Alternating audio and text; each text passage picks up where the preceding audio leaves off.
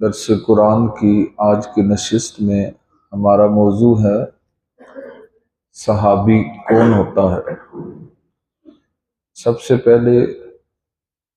صحابی کی تعریف، اس کا مفہوم سمجھ لیں۔ صحابی اس شخص کو کہتے ہیں جس نے ایمان کی حالت میں نبی پاک صلی اللہ تعالی علیہ وسلم کا زمانہ پایا ہو اور حضور کا دیدار کیا ہو، حضور کی صحبت کو پایا ہو،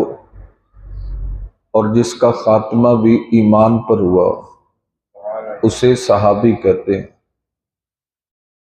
اور صحابی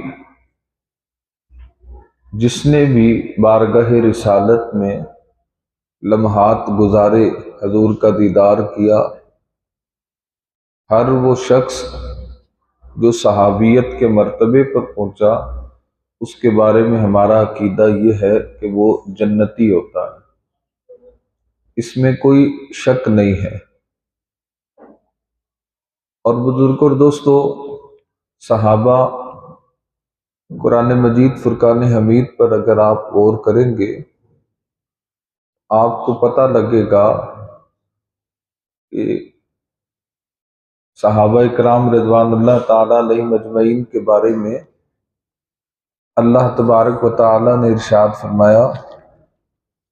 وَكُلًّا وَعَدَ اللَّهُ الْحُسْنَى۔ یہ وہ لوگ ہیں سب سے اللہ تعالیٰ نے بھلائی کا وعدہ کیا ہے۔ وَكُلًّا وَعَدَ اللَّهُ الْحُسْنَى، اللہ فرماتا ہے ان سب سے ہم نے بھلائی کا وعدہ کیا ہے۔ اسی طرح اللہ تبارک و تعالیٰ نے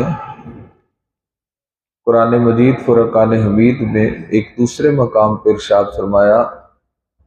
اولئک الذین امتحن اللہ قلوبہم للتقوی۔ یہ وہ لوگ ہیں جن کے دلوں کو اللہ تعالیٰ نے تقوی کے لیے پرکھا ہے، یعنی جن کے دلوں کا ٹیسٹ، امتحان لیا رب نے، اور جو اس امتحان میں پاس اترے، جن کے دل تقوی کے لیے کھرے تھے، وہ لوگ صحابہ ہیں۔ اور بزرگوں اور دوستو، ایک بات یہ بھی ذہن میں رکھیے گا کہ صحابی عمل سے نہیں بنتا، یعنی نماز پڑھنے سے صحابیت نہیں ملتی، بلکہ صحابی بنتا ہے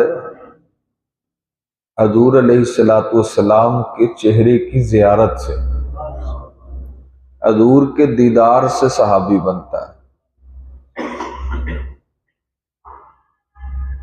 کئی ایسے لوگ تھے،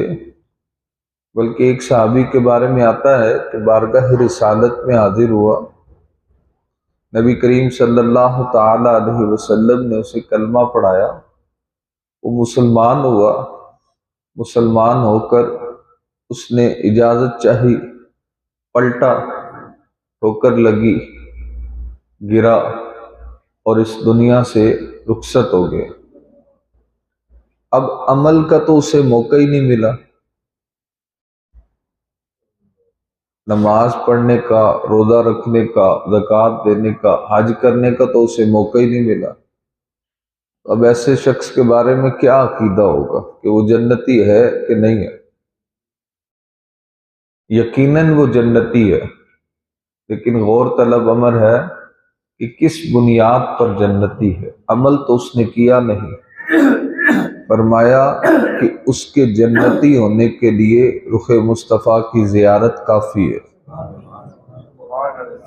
اس نے حضور کو دیکھا ہے، ایمان کی حالت میں حضور کو دیکھا، حضور کے چہرے کی زیارت کی، اس لیے وہ جنتی ہے۔ تو بزرگ کہا کرتے تھے، جب صحابی عمل سے بنتا نہیں تو پھر صحابہ کے عمل پر بحث کیسی؟ صحابی تو بنا ہے رسول اللہ کے چہرے کی زیارت کی وجہ سے۔ تو اس لیے بزرگوں اور دوستو، صحابہ کرام رضوان اللہ تعالیٰ علیہ مجمعین کے بارے میں عقیدہ ہمارا یہ ہے کہ تمام صحابہ کرام رضوان اللہ تعالیٰ علیہ مجمعین اہل خیر ہیں، عادل ہیں، ان کا ذکر جب بھی کیا جائے تو خیر کے ساتھ ان کا ذکر کرنا فرض ہے۔ اور اس کے ساتھ یہ بھی ذہن میں رکھنا چاہیے، کسی صحابی کے ساتھ سوء عقیدت، بد مذہبی، گمراہی، استحقاق، جہنم ہے کہ وہ حضور صلی اللہ تعالی علیہ وسلم کے ساتھ بغض ہے۔ یعنی کسی صحابی کے ساتھ بد مذہبیت رکھنا، کسی صحابی کے بارے میں منفی سوچ رکھنا، کسی صحابی کے بارے میں غلط عقیدہ رکھنا، تو ایسا شخص جہنم کا مستحق ہے۔ اور حضور علیہ الصلوۃ والسلام کے ساتھ ایسا شخص حضور صلی اللہ علیہ وسلم کے ساتھ بغض رکھتا ہے، ایسا شخص رافضی ہے۔ اگرچہ چاروں خلفاء کو مانے اور اپنے آپ کو بے شک سنی کہے، لیکن وہ شخص رافضی ہے جو کسی صحابی کے بارے میں بدعقیدگی رکھے۔ مثلا حضرت امیر معاویہ رضی اللہ تعالیٰ عنہ، ان کے والد ماجد حضرت ابو سفیان اور والدہ ماجدہ حضرت ہند، اسی طرح حضرت سیدنا عمر بن عاص، حضرت مغیرہ بن شعبہ، حضرت ابو موسیٰ اشعری رضی اللہ تعالیٰ عنہ، حتیٰ کہ حضرت وحشی رضی اللہ تعالیٰ عنہ، جنہوں نے قبل اسلام حضرت سیدنا امیر حمزہ رضی اللہ تعالیٰ عنہ کو شہید کیا، اور بعد از اسلام اخبث الناس مسیلمہ کذاب ملعون کو واصل جہنم کیا، اور خود فرمایا کرتے تھے میں نے خیر الناس کو بھی، یعنی میرے ہاتھوں سے خیر الناس اسلام قبول کرنے سے پہلے میں نے خیر الناس کو قتل کیا، شہید کیا، اور اسلام لانے کے بعد میں نے شر الناس سب سے برے انسان کو بھی قتل کیا۔ ان میں سے کسی کی شان میں گستاخی تبرہ ہے اور اس کا قائل رافضی ہے، اگرچہ حضرت شیخین رضی اللہ تعالیٰ عنہ کی توہین کے مثل نہیں ہو سکتی کہ ان کی توہین، بلکہ ان کی خلافت سے انکار ہی فقہائے کرام کے نزدیک کفر ہے۔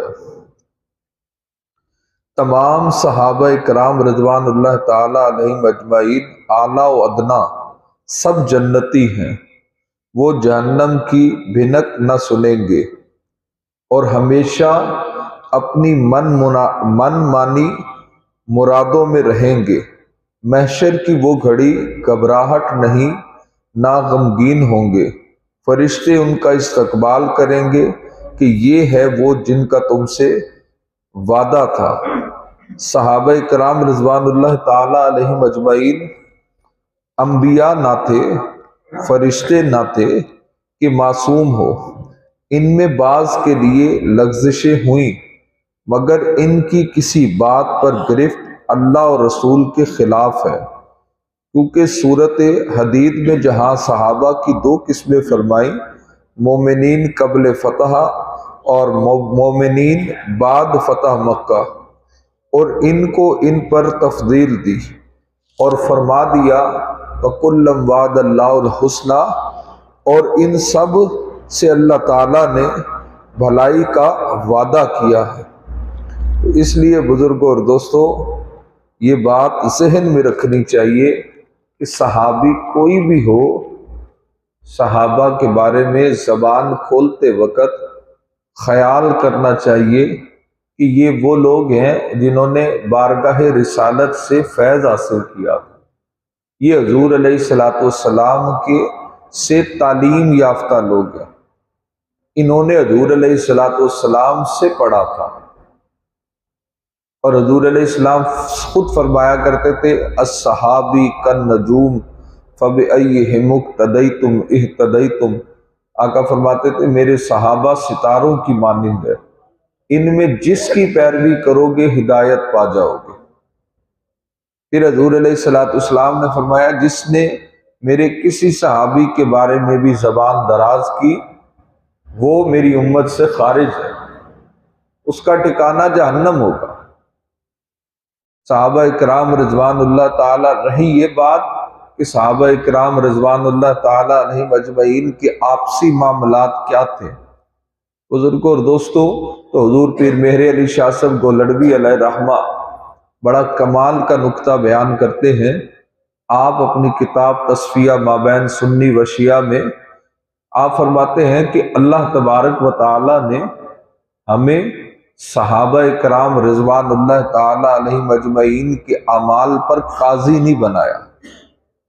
یعنی اللہ نے ہمیں یہ منصب نہیں دیا کہ ہم صحابہ کے ایمان کو تولیں، صحابہ کے اعمال کو تولیں۔ وہ ان کے آپسی معاملات تھے، وہ بارگاہ رسالت صلی اللہ تعالی علیہ وسلم سے فیض یافتہ لوگ تھے۔ اس لیے ہمارے لیے صرف اتنا کافی ہونا چاہیے کہ وہ بڑے لوگ تھے اور بڑے لوگوں کی بڑی باتیں وہ آپس میں وہ خود جانیں۔ رہی بات، اشارہ کرنا چاہتا ہوں کہ حضرت امیر معاویہ رضی اللہ تعالیٰ عنہ اور حضرت مولا کائنات علی المرتضیٰ شیر خدا رضی اللہ تعالیٰ عنہ کا جو آپسی معاملہ رہا، اس کے بارے میں بھی پھر تفصیل سے ہم ایک درس میں اس حوالے سے بھی گفتگو کریں گے، لیکن صرف یہ اشارہ کرنا چاہتا ہوں کہ اس معاملے میں ہمارا ذہن بالکل کلیئر ہونا چاہیے کہ حضرت امیر معاویہ رضی اللہ تعالیٰ عنہ اور مولا کائنات کے معاملے میں امام اہل سنت امام محمد رضا خان فاضل بریلوی رضی اللہ تعالیٰ عنہ فرمایا کرتے تھے حق مولا کائنات علی المرتضیٰ شیر خدا رضی اللہ تعالیٰ عنہ کے ساتھ تھا، اور حضرت امیر معاویہ رضی اللہ تعالیٰ عنہ ان سے خطائے اجتہادی ہوئی تھی۔ جب بات ہوگی حق کی تو حق مولا علی کے ساتھ تھا۔ اب ان کے اس معاملے کو لے کر اگر آج کوئی شخص حضرت امیر معاویہ رضی اللہ تعالیٰ عنہ کی ذات پر تنقید کرتا ہے، میں صرف انہیں اتنا کہنا چاہتا ہوں کہ خیال کریں کہ امام حسن رضی اللہ تعالیٰ عنہ جو مولا علی کے قریبی بیٹے ہیں، امام حسن جو مولا علی کے قریبی بیٹے ہیں، اور امام حسن رضی اللہ تعالیٰ عنہ وہ شخصیت ہیں جنہیں حضور علیہ السلام نے خود فرمایا تھا ابنی ھذا سید، میرا یہ بیٹا سردار ہے۔ اور صحیح بخاری کی حدیث کا مفہوم ہے کہ حضور فرمایا کرتے تھے میرا یہ بیٹا سردار ہے اور یہ مسلمانوں کے دو گروہ میں صلح کرائے گا۔ یعنی جب مولا علی اور حضرت امیر معاویہ رضی اللہ تعالیٰ عنہ کی جنگ ہو گئی، اس کے بعد جب حضرت مولا علی شہید ہو گئے، امام حسن جب خلیفہ بنے تو امام حسن نے حضرت امیر معاویہ سے صلح کی۔ اس بخاری کی اس حدیث کے مطابق حضرت امام حسن جس سے صلح کر رہے ہیں، حضور علیہ السلام اس گروہ کو مسلمان کہہ رہے ہیں۔ اور پھر دوسری بات یہ بھی سوچنی چاہیے کہ مولا علی کے قریبی بیٹے امام حسن ہیں، اور امام حسن نے حضرت امیر معاویہ رضی اللہ تعالیٰ عنہ سے صلح کی۔ تو یہ اتنا کافی ہے کہ جو حضرت امیر معاویہ امام حسن کو قبول ہیں وہ آج کے لوگوں کو قبول کیوں نہیں؟ جو حضرت امیر معاویہ امام حسن کو جو شخصیت قبول ہے تو وہ ہمیں قبول کیوں نہیں؟ تو ہمارے لیے امام حسن حجت ہے۔ جب حضرت امام حسن نے حضرت امیر معاویہ رضی اللہ تعالیٰ عنہ کو قبول کیا تو ہمیں حضرت امام حسن کے عمل پہ کوئی شک نہیں۔ اسی لیے میں نے کہا کہ ان کے معاملات ہمارے لیے بحث کا موضوع نہیں ہونا چاہیے۔ اس لیے بزرگوں اور دوستو،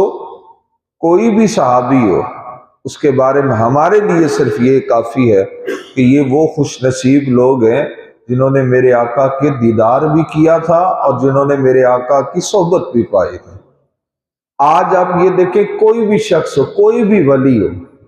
سارے ولی اکٹھے ہو تو ایک غوث کے مرتبے کے برابر نہیں پہنچ سکتے۔